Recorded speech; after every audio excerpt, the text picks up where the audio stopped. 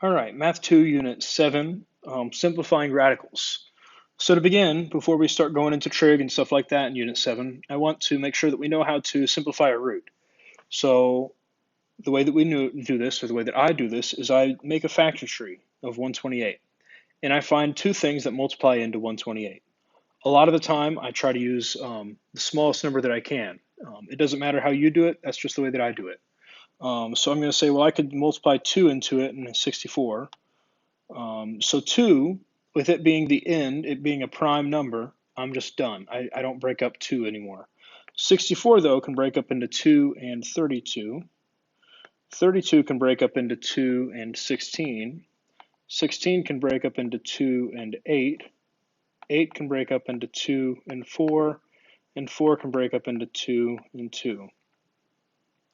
So we see a bunch of 2's here. If we look at the end of our trees, so we just made a factor tree and we only care about the fingers of the factor tree, the very ends of it. And what I like to do, because we have a square root, normally we could say that there's a little bit of 2 there. We care about pairs. So I'm going to circle pairs of the 2's. And then we have a single 2 also. So we have 3 pairs and a single. Every pair gets to come outside of the root, right? So we're going to have 2 times 2 times 2, 3 pairs, and then 1 on the inside. So let me highlight these just so we see. These 2's turn into that. These 2's turn into that one. These 2's turn into that one.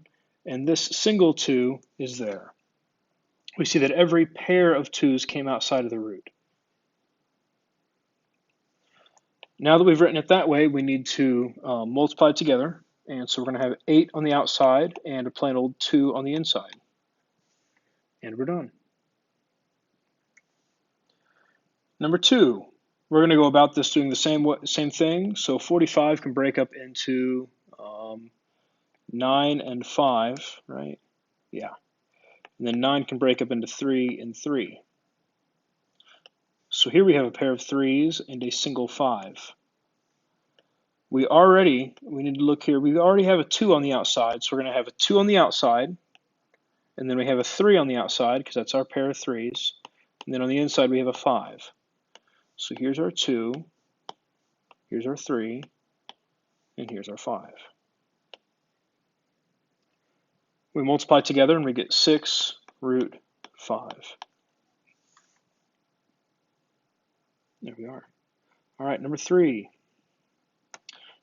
We have 128x cubed. Well, we know that 128, we know how they can break apart from number 1, so let's go ahead and change it into that. This is the same thing as 8 root 2x cubed. We just left the x cubed inside it, and we were able to work it. We kind of, in our head, can break it up into root 128 times root x cubed. That's kind of what I did there. The x cubed, one way that we can think about this is to rewrite this as 8 root 2xxx, because there's 3 x's. I now circle my pair of x's, and they can come outside, and my other x is left outside. So I'd say, well, 8x root 2x, right? These orange x's are this, or is this orange x there. And we're done. All right, number 4. We have a 5 on the outside. Our 96 can break apart. So 96 can break up into 48 and 2, 24 and 2, 12 and 2, 6 and 2, 3 and 2. So I'm going to start circling. I'm going to circle these two 2's, these 2, and then we have a single 3 and a single 2. So we will be able to bring outside of the root 2 pairs of 2. And underneath the root, we're going to have left over a 3 and a single 2. So let's rewrite this. We have our 5 on the outside, because in our problem we have a 5 on the outside. And then we're going to have 2 2's. Then we have our root. We have 3 times 2 on the inside, and b cubed. Let's combine everything together. This is going to be 5 times 2 is 10, times 2 is 20, and then 3 times 2 is 6, and then we have b cubed. Now we need to deal with our variable. We could rewrite this as 20 root 6b. We have a set of b's that come outside, and we're going to have 20b root 6b. There we are. All right, the back side. Number 5. Let's start off with our number here. We have a 20. 20 can break up into 10 and 2, 5 and 2. So we have a pair of 2's and a single 5. Our 2's come outside, and our 5 stays inside. And then we have u squared v to the 4th. Now we can see here that our u squared, that means we have 2 u's. So we're going to have a u that comes outside. So let's write that 2u on the outside. And then with our v's, we have 4 v's. And we can think about that being 2 pairs of v. So there's going to be a v squared on the outside. And then 5 is left on the inside.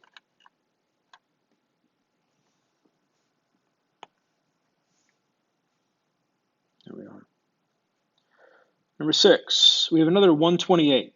Well, let's just go ahead and plug in 128 from number 1. We know that root 128 is 8 root 2. So I'm going to change this into 4 times 8 root 2x cubed y cubed.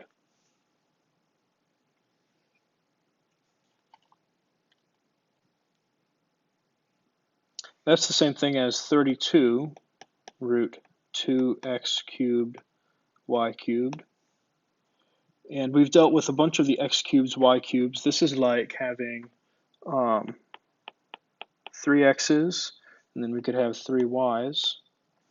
We have a pair of x's and a single x, a pair of y's and a single y.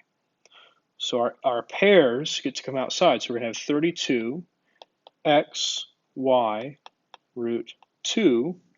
And then also under our root, we have a single x and a single y.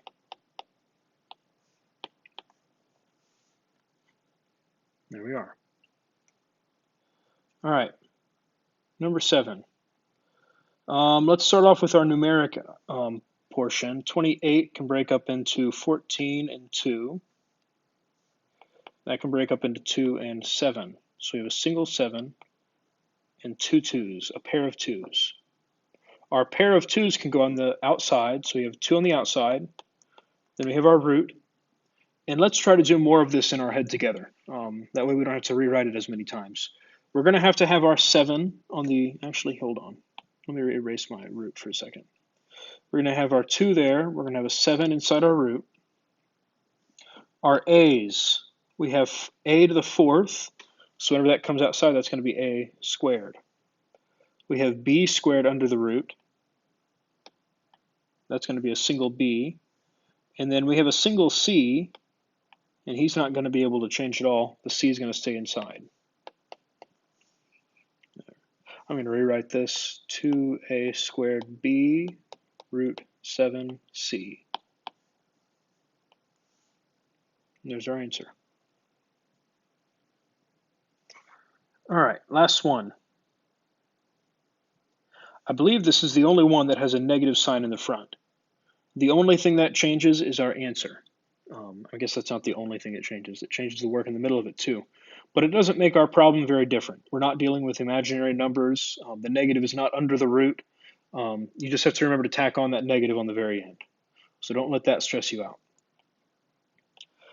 This 192, I'm going to bring it over here to break apart. 192 can break up into 96 and 2, 48 and 2, 24 and 2, 12 and 2, 6 and 2, 3 and 2. Right? All I'm doing is I'm trying to find things that can divide up the 192 and all of its factors.